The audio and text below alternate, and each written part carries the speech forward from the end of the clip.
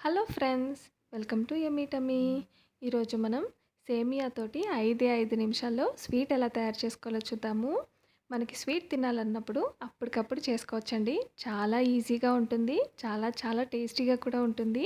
మరి ఇది ఎలా తయారు చేసుకోవాలో చూద్దామా? ముందుగా ప్యాన్ పెట్టుకుని అందులో 2 స్పూన్లు నెయ్యి వేసుకోవాలండి. నెయ్యి కాస్త కరిగిన తర్వాత 3 స్పూన్లు జీడిపప్పు, 1 స్పూను కిస్మిస్ వేసుకోవాలి. లో ఫ్లేమ్లో పెట్టుకుని కాస్త వేయించుకోవాలండి. మనకి ఇష్టమైన నట్స్ అన్ని వేసుకోవచ్చు. ఈ విధంగా కాస్త వేగిపోయిన తర్వాత దీన్ని తీసుకుని పక్కన పెట్టుకోవాలి. ఇప్పుడు కడాయిలో 2 కప్పులు సేమియా వేసుకుని లో ఫ్లేమ్లో పెట్టుకుని 2-3 నిమిషాల పాటు వేయించుకోవాలండి. సేమియా వేయించుకుంటే చాలా టేస్ట్ వస్తుందండి. ఈ విధంగా వేగిపోయిన తర్వాత దీన్ని తీసుకుని పక్కన పెట్టుకోవాలి. ఇప్పుడు ఇదే కడాయిలో 2 కప్పులు మంచినీళ్ళు యాడ్ చేసుకుని పొంగు రానివ్వాలండి. మంచినీళ్ళు ఈ విధంగా ఉడికిన తర్వాత మనం వేయించి పెట్టుకున్న సేమియాని ఇందులో యాడ్ చేసేసుకోవాలి.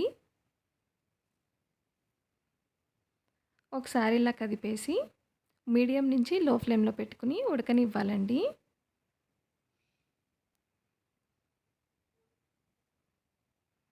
సేమియా కాస్త ఈ విధంగా పూర్తిగా ఉడికిపోయిన తర్వాత ఇందులో 1 కప్పు పంచదారని యాడ్ చేసుకుని ఒకసారి కదిపేసి లో ఫ్లేమ్లో పెట్టి ఒక 2 నిమిషాలు ఉడకనివ్వాలండి.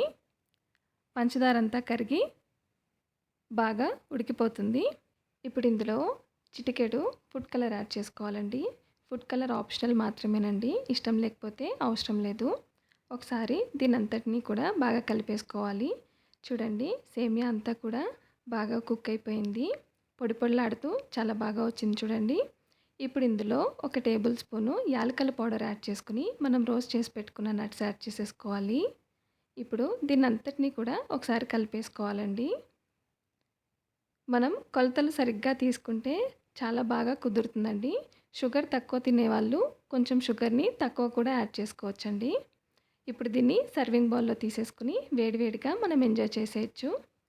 లేదంటే ఫ్రిడ్జ్‌లో ఒక గంట సేపు పెట్టుకొని తర్వాత చిల్డ్‌గా కూడా ఎంజాయ్ చేయొచ్చు. చాలా తొందరగా అయిపోయింది కదండీ! అప్పటికప్పుడు చేసేసుకోవచ్చు. చాలా ఈజీ అండి. మీరు కూడా తప్పనిసరిగా ట్రై చేసి మీకెలా కుదిరిందో కమెంట్ బాక్స్‌లో కమెంట్ చేసి చెప్పండి. వీడియో నచ్చినట్టయితే లైక్ చేసి సబ్స్క్రైబ్ చేయండి.